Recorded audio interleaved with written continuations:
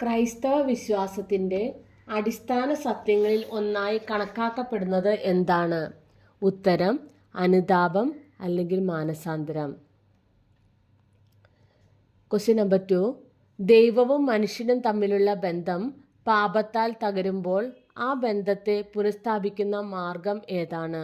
ഉത്തരം മാനസാന്തരം. Question number 3. ദൈവവും മനുഷ്യനും തമ്മിലുള്ള ബന്ധം തകരാൻ കാരണം എന്താണ്? ഉത്തരം പാപം. Question number 4. ക്രൈസ്തവ ആത്മീയ ജീവിതത്തിൻ്റെ അനിവാര്യ ഘടകങ്ങൾ. അനുതാപം, മാനസാന്തരം, പാപങ്ങളെ ഏറ്റുപറയുന്ന പ്രവൃത്തി. Question number 5. സഭ പാപത്തെ എന്തായിട്ടാണ് കണക്കാക്കുന്നത്? ഉത്തരം രോഗം. പാപത്തിൻ്റെ ശമ്പളം എന്താണ്? ഉത്തരം മരണം. Question number 7. ക്രൈസ്തവ ആത്മീയ ജീവിതത്തിൻ്റെ അനിവാര്യ ഘടകം ഏതാണ്? ഉത്തരം പാപങ്ങളെ ഏറ്റുപറയുന്ന പ്രവൃത്തി, അതായത് കൺഫെഷൻ. Question number 8. മാനസാന്തരത്തിൻ്റെ കേന്ദ്ര സന്ദേശം പ്രസംഗിച്ച പഴയ നിയമ വ്യക്തികൾ ആരാണ്? ഉത്തരം പ്രവാചകന്മാർ. Question number 9. മാനസാന്തരത്തിന് വിളിച്ച യേശുവിൻ്റെ മുൻഗാമി ആരാണ്? ഉത്തരം യോഹന്നാൻ സ്നാപകൻ. Question number 10.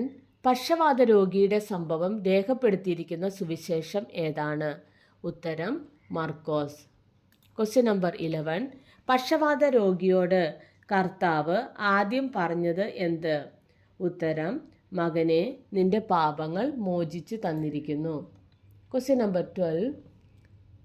പാപിയെ രക്ഷിക്കുവാൻ വേണ്ടി മനുഷ്യാവതാരം സ്വീകരിച്ചത് ആരാണ്? ഉത്തരം ക്രിസ്തു. Question number 13. വിശുദ്ധ വേദപുസ്തകത്തിൻ്റെ കേന്ദ്ര സന്ദേശം എന്താണ്? ഉത്തരം മാനസാന്തരത്തിലേക്കുള്ള വിളി. Question number 14. പാപിയോടും രോഗിയോടും ദൈവം എങ്ങനെ ഇടപെടുന്നു? ഉത്തരം ആർദ്ര കരുണയോടെ. Question number 15. ക്രിസ്തുവിൻ്റെ കുരിശുമരണം എന്താണ് ലോകത്തിന് നൽകിയത്? ഉത്തരം സർവ്വലോകത്തിനും പാപമോചനവും രക്ഷയും. Question number 16. ക്രൈസ്തവ വിശ്വാസത്തിൽ അനുതാപം അല്ലെങ്കിൽ മാനസാന്തരം എന്നത് എന്താണ്?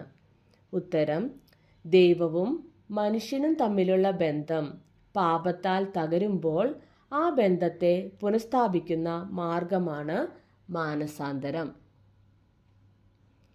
Question number 17. മാനസാന്തരത്തിൻ്റെ സന്ദേശം പ്രസംഗിച്ചവർ ആരൊക്കെയാണ്?